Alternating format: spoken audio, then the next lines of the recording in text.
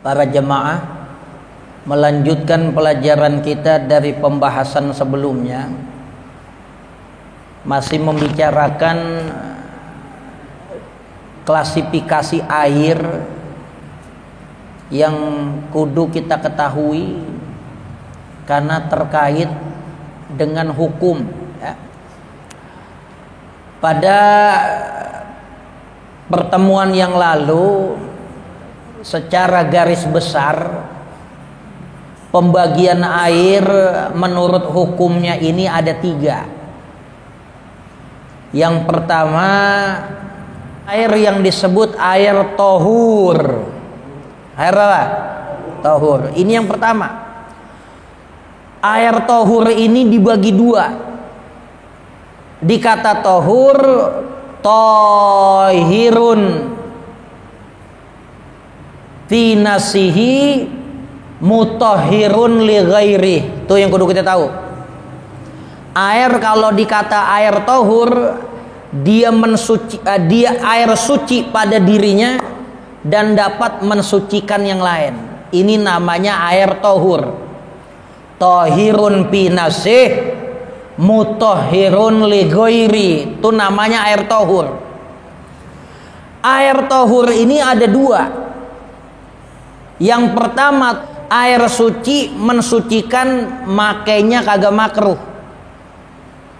Ada lagi yang kedua, tahirun fi nafsihi mutahhirun li ghairi makruhun istimalu. Yang kedua, suci mensucikan tetapi makruh makainya. Tuh. Ini air yang pertama. Dia punya turunan 2. Suci mensucikan bagi dirinya dan yang lain enggak makruh. Ini yang disebut air mutlak. Air apa? Air mutlak. Air mutlak ini air yang terpisah dari kata-kata asalnya. Udah enggak punya hubungan lagi sama asalnya. Air sumur ditaruh di gombangan, air sumur aja udah nggak kesebut lagi. Ini air mutlak yang ada 7. Tohirun mutahhirun pinase mutahhirun li ghairi ghairu makruh. Air ini aja nih yang boleh dipakai buat bersuci, buat wudu, buat mandi, buat ngilangin najis, buat istinja. Air yang kategori tohur, tohirun pinasi mutahhirun li ghairi ghairu makruh. Cuman ini doang nih. Yang pembagiannya 3 dari langit, 4 dari bumi. Yang 3 dari langit adalah air hujan. Apalagi air embun sama salju. Yang dari bumi, air laut, air sungai, air sumur, mata air. Ini kudu kita tahu nih. Pembagian air dari segi hukumnya, pembagian air dari segi asalnya. Tuh yang dikata pembagian air dari segi asalnya 7. Yang disebut air mutlak. Kita berwudu, kita mandi wajib, kita ngilangin najis sama istinja, bisa dikatakan sah toharo kita manakala make salah satu dari 7 air tersebut. Ada lagi air di antara 7 air dari asalnya yang paling utama, yang paling tinggi kelasnya adalah air yang pernah keluar dari jari-jari Rasulullah sallallahu alaihi wasallam. Banyak hadis sahih nyebutin mukjizat Rasulullah. Air aja yang udah kita tahu ya sebagai sumber kehidupan. Air ini merupakan karunia besar yang Allah kasih bukan buat manusia doang. Ekosistem alam, flora, fauna itu amat banyak bergantung pada air. Sehingga air ini jadi karamah, jadi tanda-tanda kekuasaan Allah. Dalam Quran Allah sebut ada air yang keluar dari batu. Ada air yang keluar dari batu. Allah berikan keistimewaan itu pada Nabi Musa. Begitu dia ketok itu batu, keluar air. 12 mata air. Ini air yang disebut mukjizat. Mulanya aja air udah tanda-tanda kekuasaan Allah. Bergantung banyaknya kehidupan pada air di alam ini. Ada air yang keluar dari batu. 12 mata air. Setiap gabila suku di kalangan Bani Israel masing-masing milih mata airnya. Air ada yang keluar dari batu. Mukjizat. Ternyata ada lagi mukjizat yang lebih besar dari itu, yaitu mukjizat yang terjadi pada diri Nabi kita Muhammad sallallahu alaihi wasallam, di mana air pernah keluar dari jari-jari Rasulullah. Kalau batu emang nempel sama bumi, kandungan airnya batu masih nyambung sama air tuh batu. Tapi bayangin jari, ya walaupun jari bisa berkeringat, walaupun jari punya sambungan darah, kan beda. Ini terjadi berkali-kali, disebutin dalam kitab-kitab hadis. Terjadi pada saat Nabi beserta sahabat ada di tempat yang namanya Hudaybiyah. Sahabat menetap di situ lama karena tempatnya emang lagi musim panas.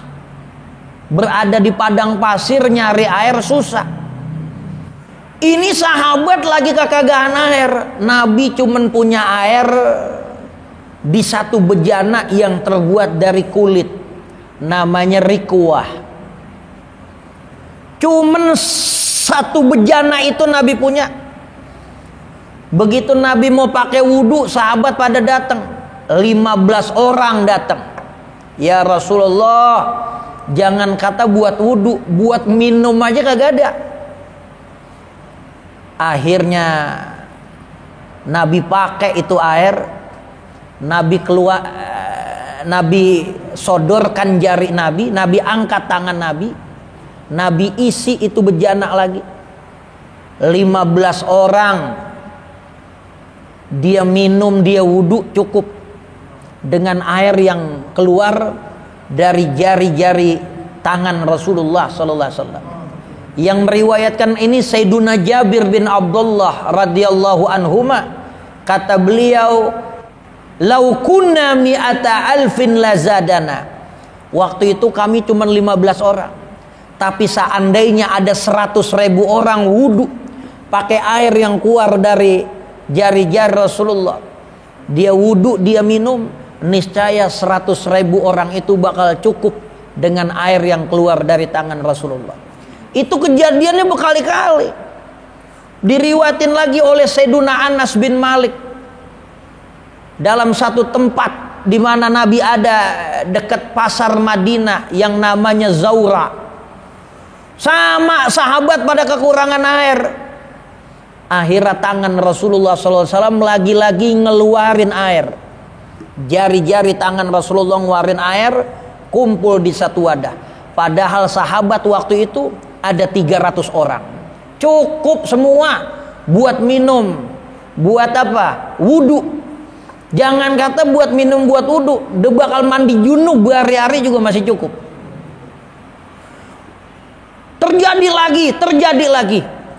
Sehingga ulama menyatakan bahwa air yang paling mulia di alam ini adalah air yang keluar dari tangan Rasulullah sallallahu alaihi wasallam. Ada 4 air yang mulia. Ada 4. Dalam sebuah nazam dikumpulin. Wa abdalul miyahi ma'un qad naba baina asabi'in nabiyil muttaba yalihi ma'u zamzamin fal kautsari wa nilu misra thumma baqil anhuri. Wa abdalul miyahi ma'un qad naba. Air yang paling mulia yang ada di alam ini adalah air yang keluar dari jari-jari Rasulullah. Baina asabi'in nabil muttaba, yang keluar dari tangan Rasulullah sallallahu alaihi wasallam, dari jari-jari tangan Rasulullah sallallahu alaihi wasallam, nabi yang menjadi panutan. Yalihi ma'u zamzamin. Setelah itu nomor 2-nya baru air Zam-Zam. Jadi air Zam-Zam nominasinya nomor 2, bukan nomor pertama. Kalau air Zam-Zam kan Nabi Ibrahim, Nabi Ismail. Ini dari Nabi. Stoknya juga udah kagak ada. Ya. Nomor 2 baru air Zam-Zam. Yalihi ma'u zamzamin fal kautsari. Yang ketiga baru telaga Kautsar. Telaganya Rasulullah sallallahu alaihi wasallam. Nabi punya 2 telaga yang bakal diminum oleh umatnya sebelum berjembat di Sirat sama setelah berjembat di Sirat. Namanya telaga Kautsar. Sampai dalam Al-Qur'an ada surah namanya Al-Kautsar. Ya. Itu nomor 3. Nomor 4, wa nilu mithra tsumma baqil anhuri. Yang keempat adalah air Sungai Nil. Itu air Sungai Nil, ya enggak, penduduk Mesir dikasih rahmat oleh Allah, ada sungai yang namanya Sungai Nil. Kesuburannya luar biasa. Itu Sungai Nil nomor 4. Sisanya yang kelima, summa baqil anhuri. Air yang ada pada sungai-sungai yang lain. Ini ngomongin tentang air dari sumbernya. Selain ada yang dari langit, selain ada yang dari bumi, ada lagi yang keluar dari tangan Rasulullah. Karena itu udah nggak ada, upas-upasannya nggak diomongin, ya, nggak diomongin. Yang ada cuman 7 tadi, yang 3 dari langit, yang 4 dari bumi. Itulah air yang disebut air mutlak. Air mutlak itu apa? Tohirun pinasi, mutahhirun li ghairi, ghairu makruh. Air yang suci, mensucikan yang lainnya. Dia suci pada dirinya, mensucikan yang lainnya, enggak makruh memakainya. Ini masih ngomongin tohur. Ngulang doang nih biar nyambung lagi. Ya enggak? Sebab kalau enggak dicatat, begitu kita keluar musola juga pakai sendal, udah hilang. Ya. Yang kedua, tohirun pinasih, mutahhirun li ghairi, makruhun istimalu. Suci bagi dirinya, pada dirinya, mensucikan yang lainnya, tumen makruh makainya. Ini air apa? Ini ada 3. Yang pertama, ma'ul musyammas, air yang kejemur terik matahari dan berada pada wadah yang terbuat dari besi atau seng. Kalau dari plastik, dari kayu, dari bejana perak, itu nggak apa-apa. Yang jadi perkara nih kalau dia kejemur matahari pada daerah yang memang panas. Kayak di Yaman, di Mekah kalau datang musim panas, wah jeker banget itu. Kalau buat jemur opak sama rengginang cepet kering.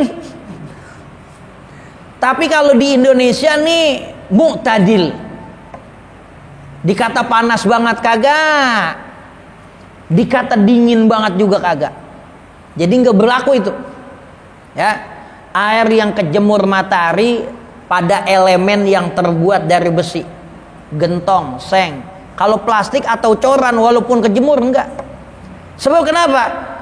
Dia suci, dia mensucikan, tapi makruh makainya. Kenapa? Karena ada dampak negatif. Ada hadis yang menyatakan siapa yang berwudu pakai air musammas, pelakunya bakal kena penyakit baros, penyakit belang. Sebab karat yang ada pada besi yang kelamaan kejemur sinar matahari dan pada daerah yang memang panas, maka karatnya itu akan memuai. dan bikin ngerusak kulit. Sehingga ulama mengatakan suci, mensucikan, tapi makainya makruh buat badan kita. Kalau buat nyuci baju kagak. Buat mandiin ayam jago boleh, nggak ada pasalnya. Karena apa? Dikhawatirkan muncul penyakit pada diri kita. Buat nyuci peci, buat nyuci kain BHS masih boleh. Karena dikata makruh ada bahaya pada jasad kita. Adapun yang lain kagak. Ini air tohur, tohirun pinasi, mutahirun lighairi, makruh. Yang pertama air musammas. Yang kedua air yang kebangetan panas, air panas, makruh. Ada air baru digodok, kita mau pakai wudhu, makruh. Yang pertama kita takut dapat bahaya, melepuh, air panas, suci, mensucikan. Tapi kalau dipakai ada dampaknya, menimbulkan doror, ada akibat buruk, melepuh. Yang kedua penyebabnya apa? Dikata makruh, menyebabkan yamnaul isbag, mencegah seseorang dapat menyempurnakan basuhan wudunya. Yang dikata isbag, isbagul wudu. Ya, bagaimana dia mau gosok, bagaimana dia mau tahan air lama, orang panas, begitu dia panas dia kaget, dia lepas, dia njimpul langsung. Nah, itu disebut suci, mensucikan, tapi makruh. Karena apa? Bikin bahaya dan bikin wudhu nggak sempurna. Yang ketiga adalah air yang kebangetan dingin. Ya, sama, kitanya keburu kaget sehingga untuk menyempurnakan basuhan nggak bakal sempurna. Ini air tohur tuh ngapalinnya segitu. Baru atuh itu panjang banget, udah 20 menit ngomongin itu doang. Ya, kita pindah yang kedua. Ada air namanya tohir. Ada apa? Kalau tadi tohur, tohirun pinasi, mutohirun ligoiri. Kalau yang nomor 2 nih air namanya tohir, dia sekedar suci tapi tidak mensucikan. Dia cuma 2. Yang pertama air mustakmal, yang kedua air yang udah kecampuran benda suci. Yang pertama air apa? Mustakmal. Sekarang yang kita kudu ingat, ini air mustakmal hukumnya dia suci tapi tidak bisa mensucikan. Kita pakai wudhu, wudhunya nggak sah. Kita pakai mandi wajib, mandi wajibnya nggak sah. Kita pakai cebok, ceboknya kagak sah. Kita pakai buat ngilangin najis, ngilangin najisnya kagak sah. Ini yang pertama namanya air mustakmal. Dia suci tapi nggak bisa mensucikan. Sekarang air mustakmal ini apa? Air mustakmal adalah air yang sedikit. Nih kudu kita ingat nih, air yang sedikit. Dikata air sedikit, tolok ukurnya apa? Air yang kurang dari 2 kula. 2 kula itu 216 liter kalau ngomongin literan. Kalau ngomongin kiloan 193 kilo. Air kalau dikiloin 193 kilo itu namanya air yang udah 2 kula. 2 kula, kalau air udah nyampe 2 kula itu disebut air banyak. Kalau di bawah 2 kula itu namanya air sedikit. Kalau ngelihat jogrogan kolam, dalamnya 60 cm, lebarnya 60 cm, panjangnya 60 cm, tuh ukuran 2 kula tuh kalau lagi penuh. Dipakai aja 2 ember lah gerong, lah kurang dari 2 kula. Makanya jangan ngepres banget. Yang aman kita punya kolam agak gede.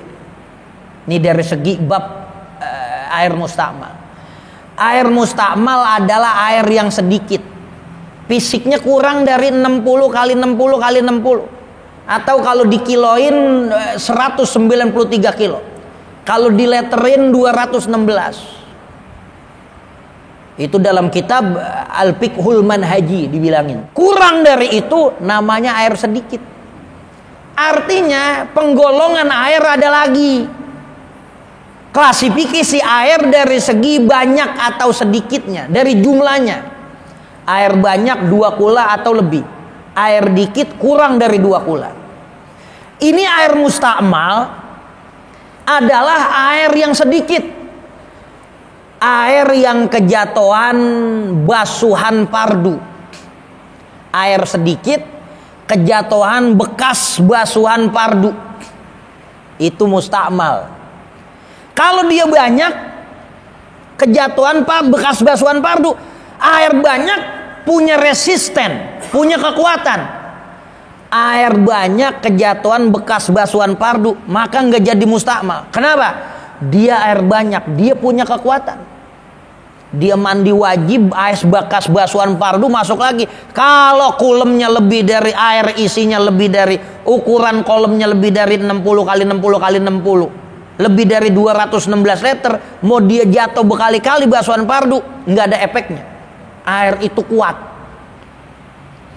Tapi yang kita omongin air yang kurang dari 2 kula, ini dia nggak punya kekuatan. Laksana ikan sepat ini baru dikocokin cengkaling 2 ember mabok. Ini air nggak punya kekuatan, sehingga ada basuhan wajib yang jatuh ke situ, maka air itu jadi mustakmal. Jadi sekali lagi, air mustakmal itu apa? Air yang sedikit kejatuhan bekas basuhan pardu, atau air yang sedikit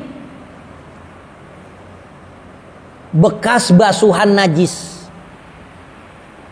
Bekas basuhan najis. Nih, ini yang kedua rada susah nih. Kalau yang tadi bekas dulu atu-atu, ada bekas basuhan pardu jatuh di air sedikit.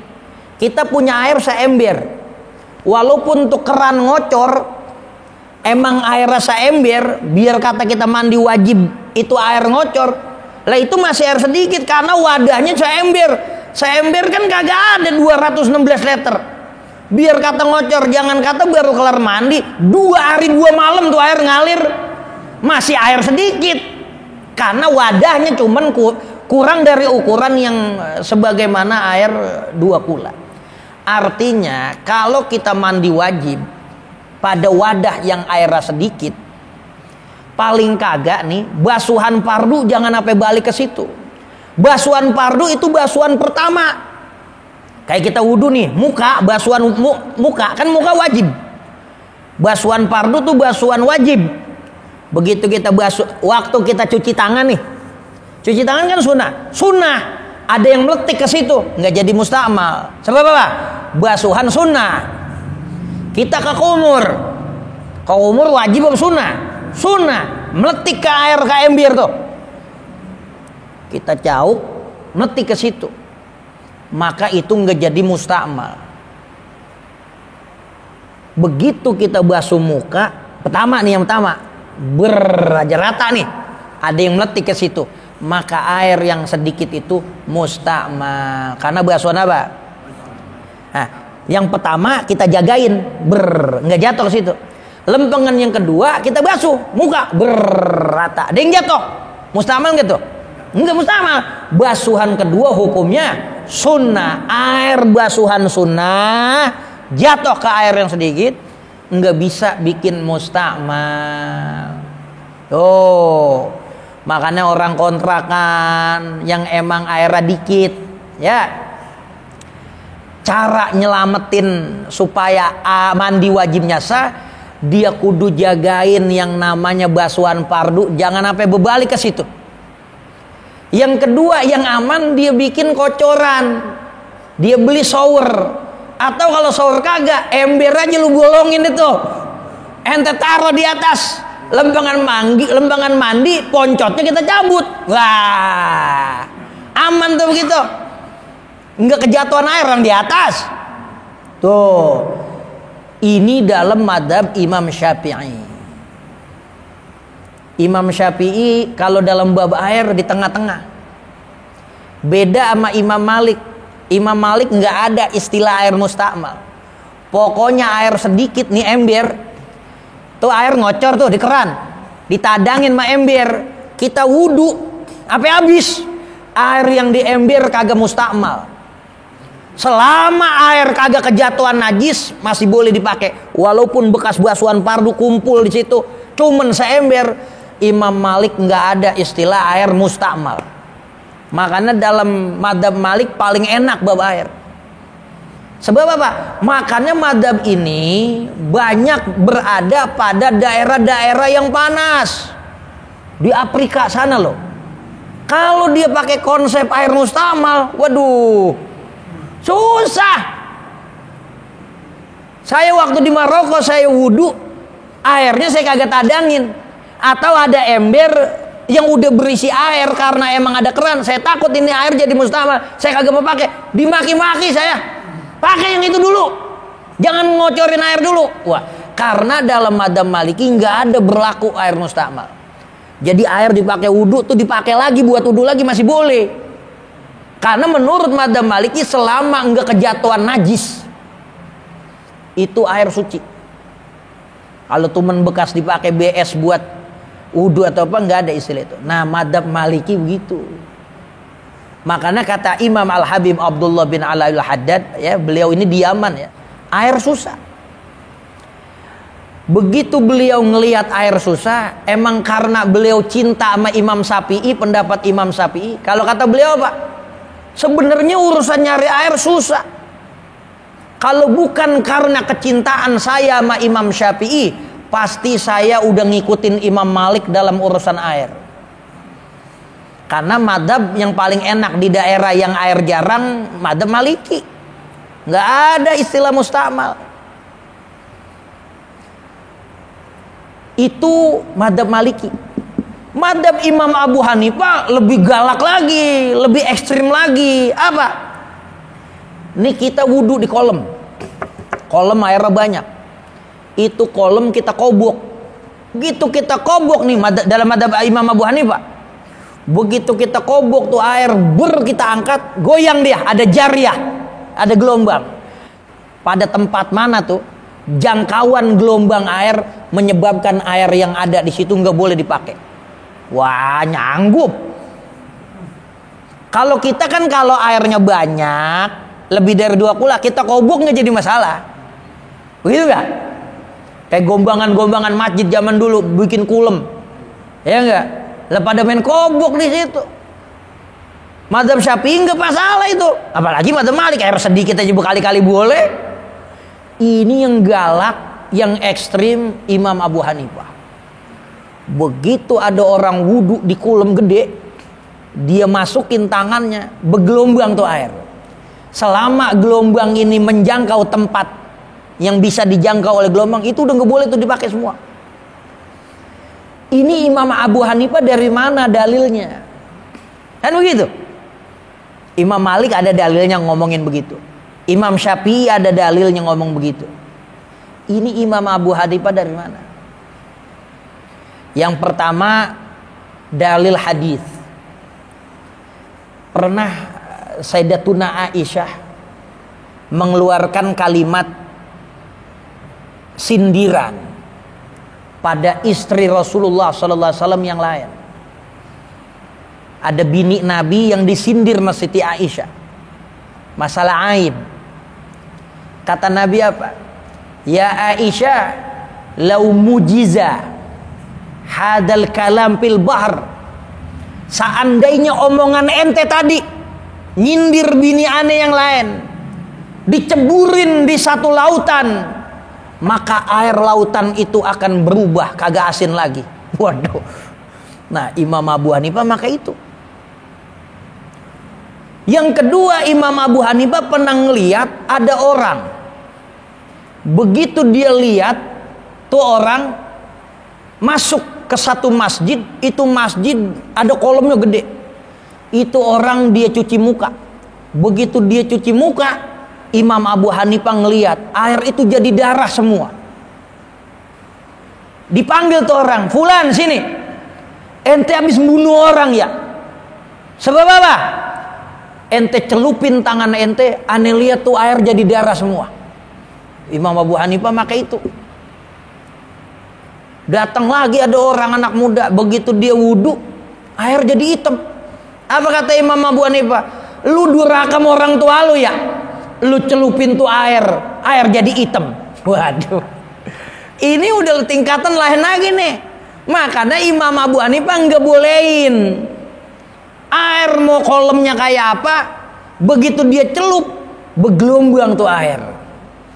Selama gelombang itu air nyampe mana, itu daerah itu nggak boleh kepake. Bayangin, nyanggup kita ke situ. Makanya Imam Abu Hanifah punya gagasan, wudu itu jangan dikobok, dibikinin padasan. Imam Abu Hanifah nama benernya Nu'man. Imam Abu Hanifah namanya Nu'man bin Sabit.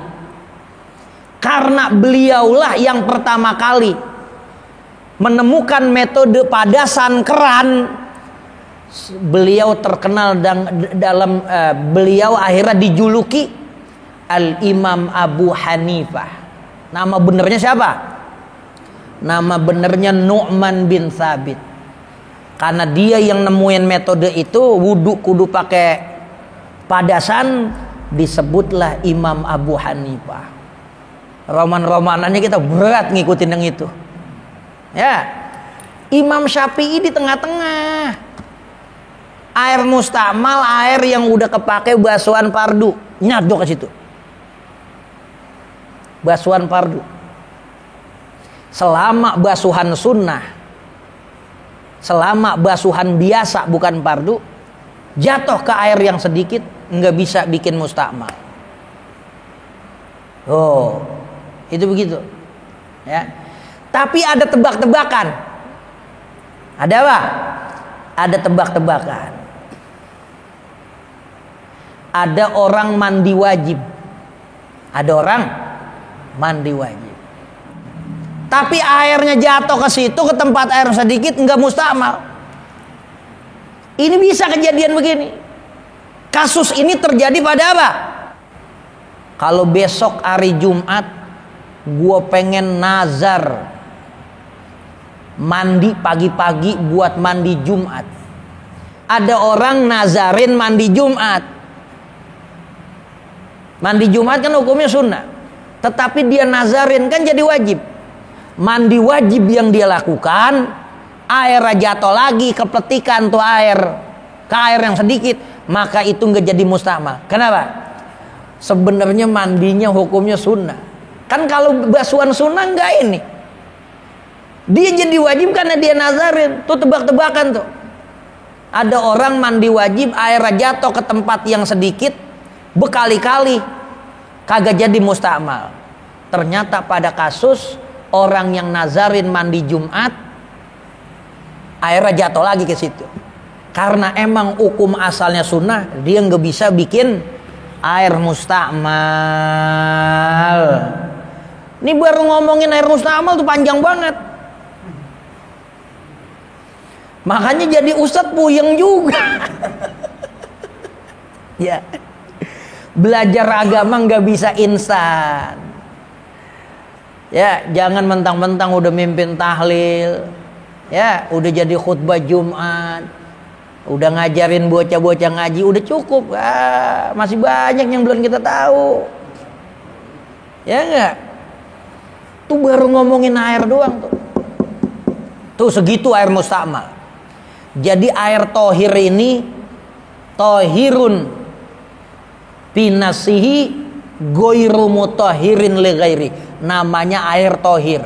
Yang pertama air mustamal, dia suci, tapi dia nggak bisa nyuciin buat yang lain. Dipakai wudhu, dipakai mandi wajib nggak boleh. Yang kedua nih ngomongin air tohir, kan ada dua. Ini air ma kholata bisyai'in tahirin. Ma khalatahu bisyai'in tahirin. Air yang kecampur sama benda suci. Ini masuk air tohir. Suci, buat diminum boleh, tapi dipakai wudhu nggak boleh. Ini air tohir yang kedua. Air yang kecampur sama benda suci. Air hangat. Kita taruhin teh. Berubah dia. Berubah. Kecampuran sama yang suci, dia air tohir, boleh diminum, boleh dikonsumsi.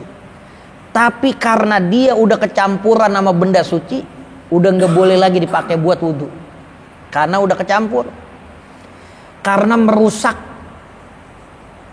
nama mutlaknya. Karena yang boleh dipakai wudhu mandi semuanya air apa? Air mutlak.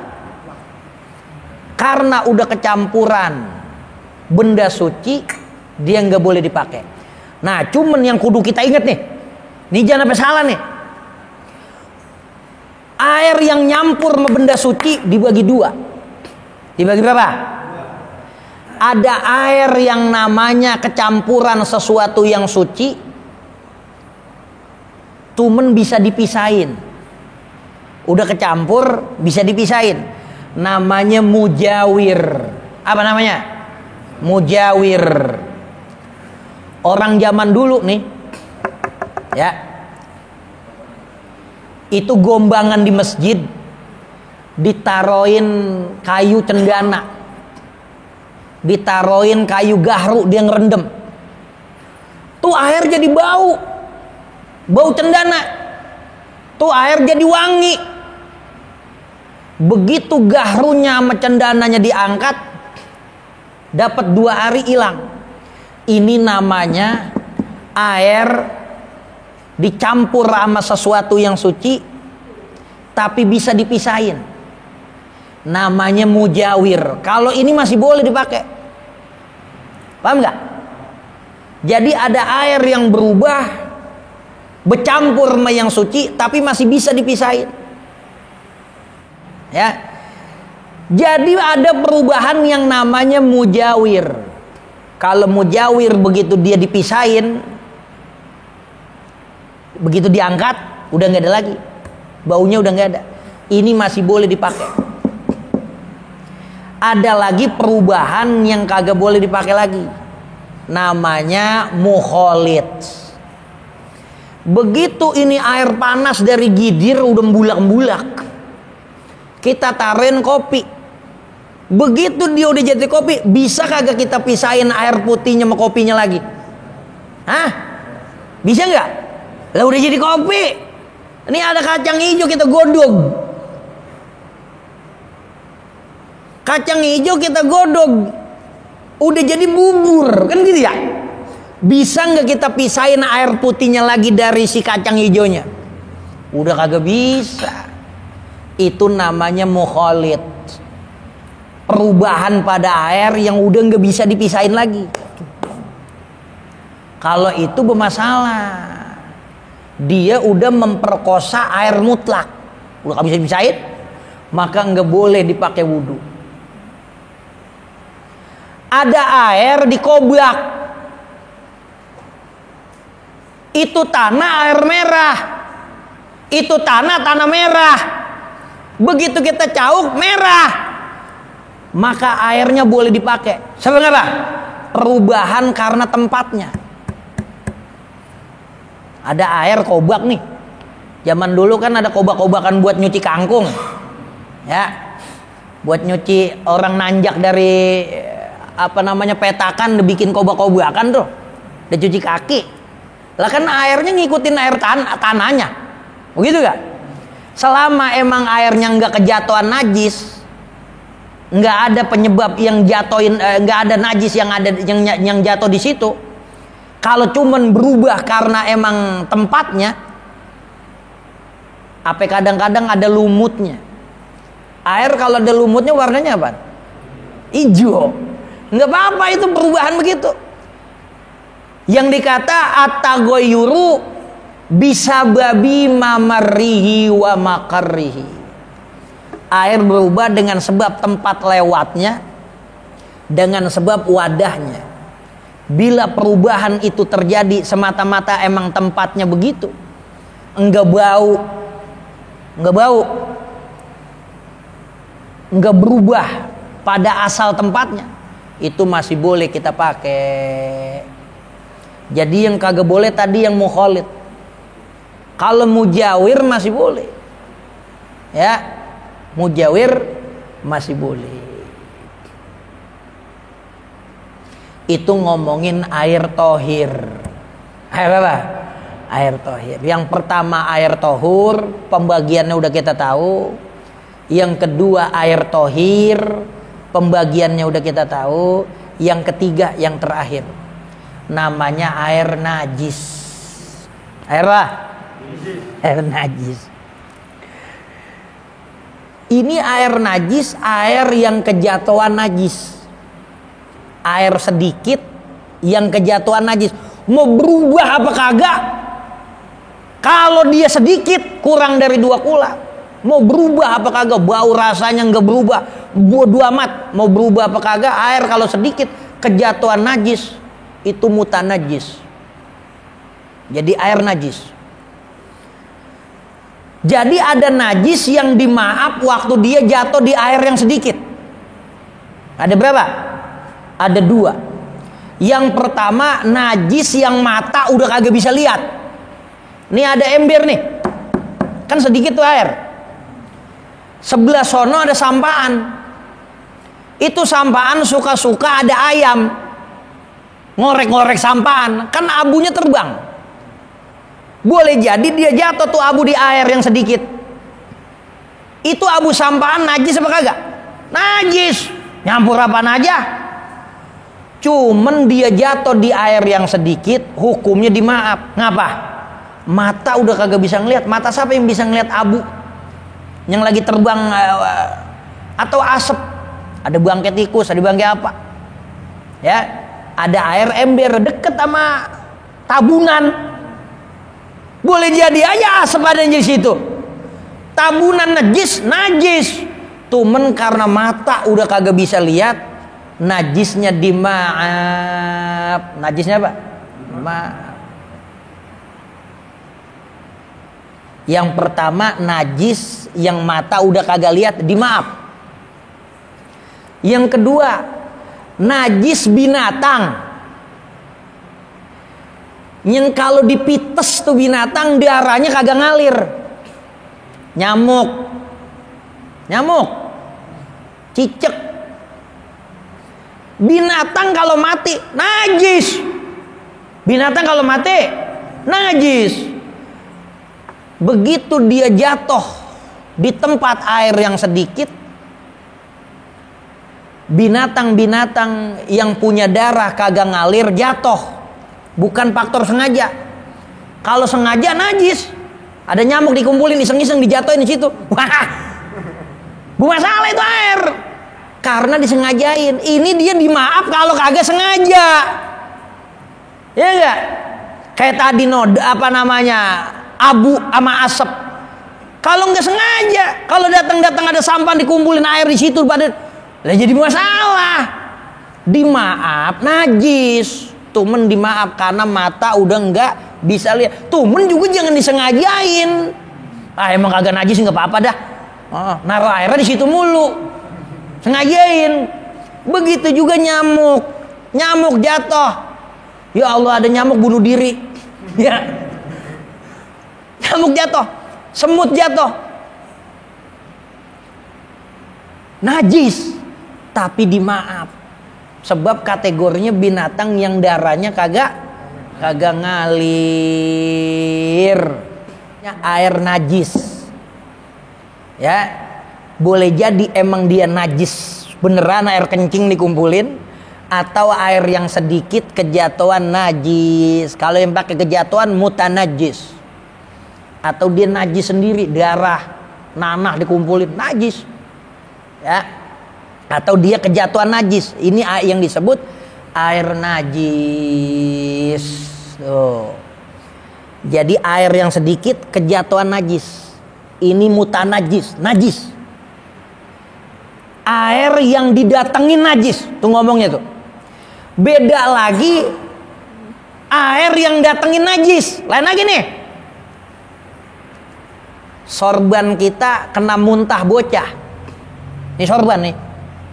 Atau baju mau kondangan bocah muntah lagi. Cuman ada tandanya dikit. Nah, nih kita tandain yang kena muntah dikit. Ya. Kalau kita celebin air, najis yang datang sama air mutanajis. Sebab apa? Najis yang datang sama dia. Ini air sedikit nih. Mutanajis nih. Air najis. Lain lagi air datengin dia, kita guyur. Kan beda tuh. Kalau air sedikit diceleb sama benda yang kena najis, najis semua-muanya nih air sedikit. Sebab najis datengin dia. Tuh air najis tuh. Wah, ini air datengin dia. Air datengin. Iya. Kena najis, kita guyur. Kita guyur. Ini kan jadi suci nih. Ya. Sebab ngapa? Air yang datengin dia. Ini orang emang lagi kagak-kagakan air. Dia ambil air segelas. Dia ambil air. Dia tadangin lagi mau baskom. Dia guyur nih air segelas. Brrrr aja. Di baskom. Ini air apa? Air apa nih? Ini nggak ada air nih, baskom nih. Baskom. Kita ngambil segelas air. Segelas banget. Kita guyur. Kita guyur. Kita guyur. Kumpul tuh air di baskom. Itu air apa? Hah? Belum tentu. Nih. Begitu ini najis, ya, kita guyur sama air, segelas nih, kita guyur, dikumpulin di baskom. Ini air apa? Dengan tafsil jawabannya pakai rinci. Begitu diguyur sama air, segelas, nih baskom nadangin, lihat airnya berubah apa kagak? Tuh air yang itu tuh. Kalau air berubah, najis airnya tuh.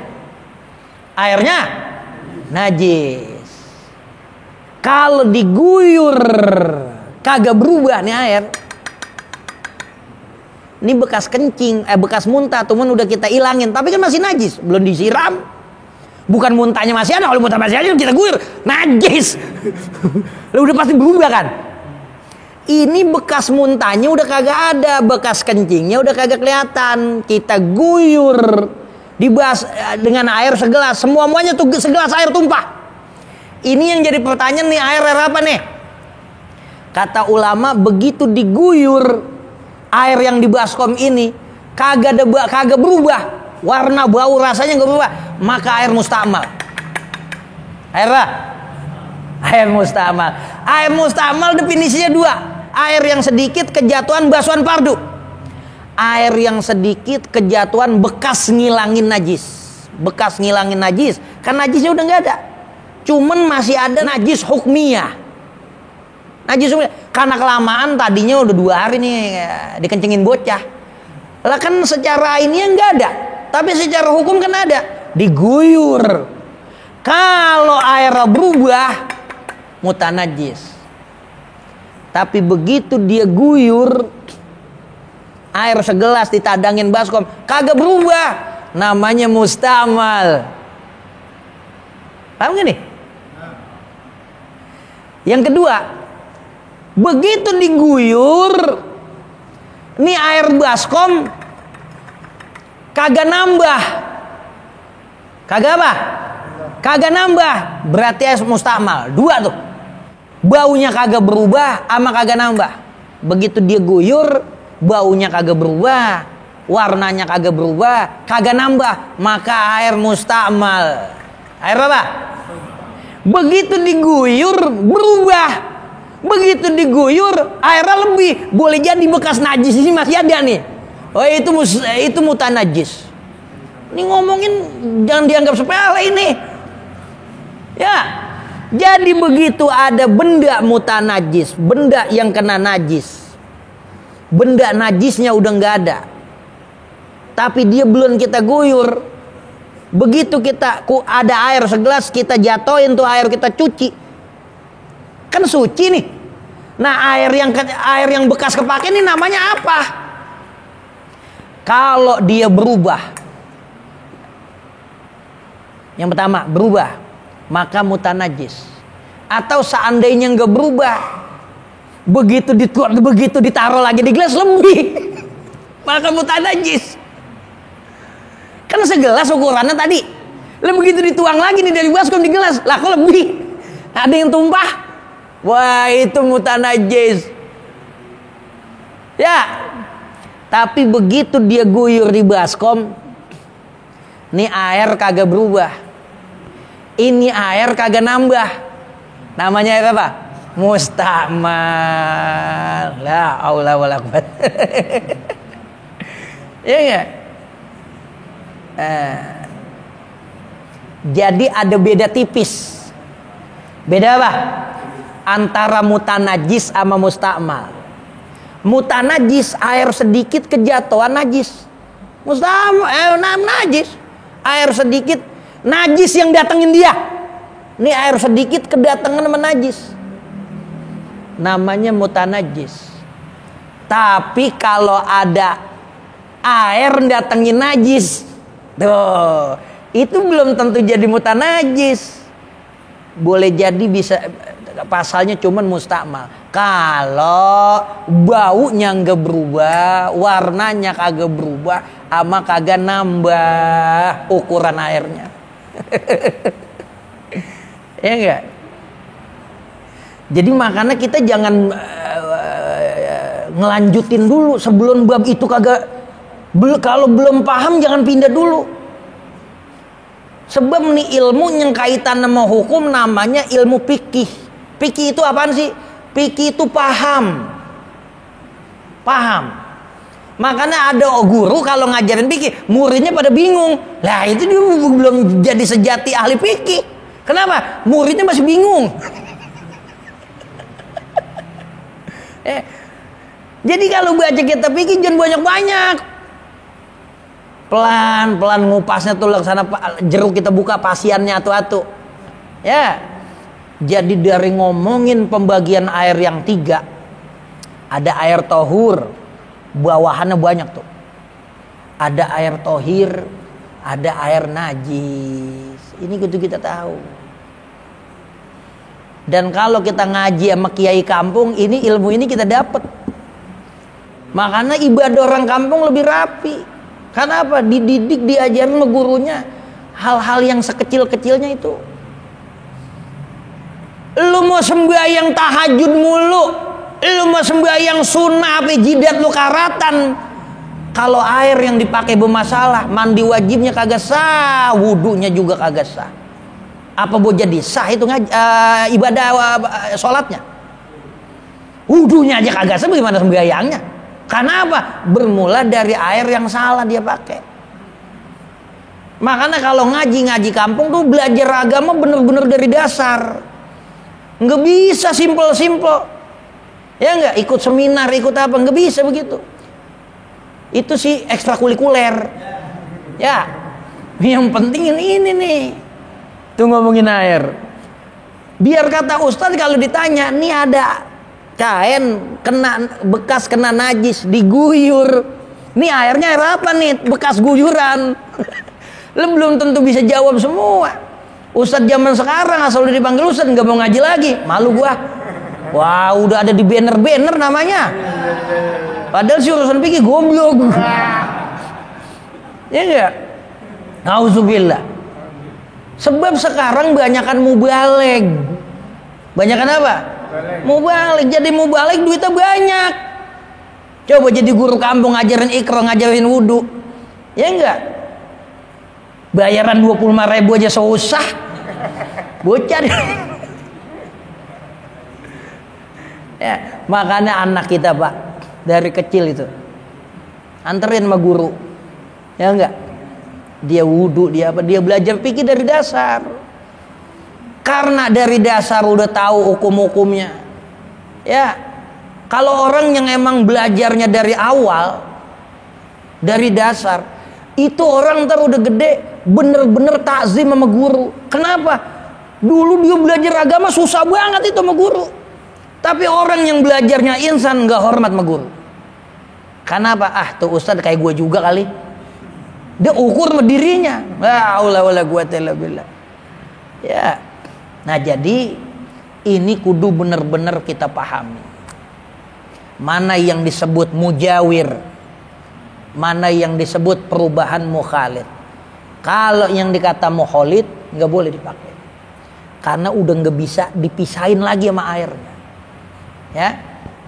Kalau tawas itu Syekh Ismail Usman Zain Mufti Makkah, air yang dijatuhin tawas hukumnya boleh. Walaupun tuh tawas hilang kan, tapi karena tujuannya buat bikin maslahat air, dia dibolehin. Ya, ngerubahnya juga bukan ngerubah tagoyuron pahisan.